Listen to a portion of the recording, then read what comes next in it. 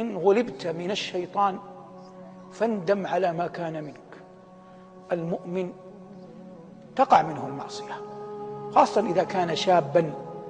يعجب ربك من الشاب ليست له صبوة، لكن شاب يأتي بألبوم صور، وما أنا لا أعرف في التقنية، لكن يأتي بالتقنية ثم يريها زملائه: فعلت وفعلت وفعلت، ويجعل كيدا يكيد به الأعراض والناس ومن حوله من الجيران من القريب والبعيد.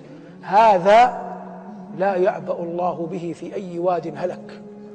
لكن قد يأتي أحد الناس، أحد الشباب، تقع منه الزلة، تقع منه الخطيئة، فأنا أقول له أول الأمر لا تخبر بذلك أحدا، فالناس تفضح ولا تعذر، والله يستر ويعفو.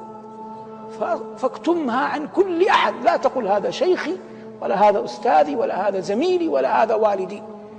أقل ما يمكن أن ينالك أنه سينظر إليك بعد ذلك نظرة ازدراء، والله لو أصبحت إماما للحرمين، لأنه سيتذكر تلك المعصية فأنت حقير في عينيه. فلا تخبر أحدا، لكن إن كنت صادقا في الندم فإن الله جعل أبواب التوبة مفتوحة.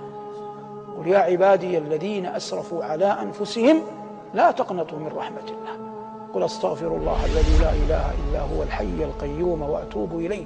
في الحديث: من قالها 7 مرات غفر الله له ما تقدم من ذنبه وإن كان قد فر من الزحف. قل سبحان الله وبحمده 100 مرة. من قال سبحان الله وبحمده 100 مرة غفر الله له ذنوبه وإن كانت مثل زبد البحر.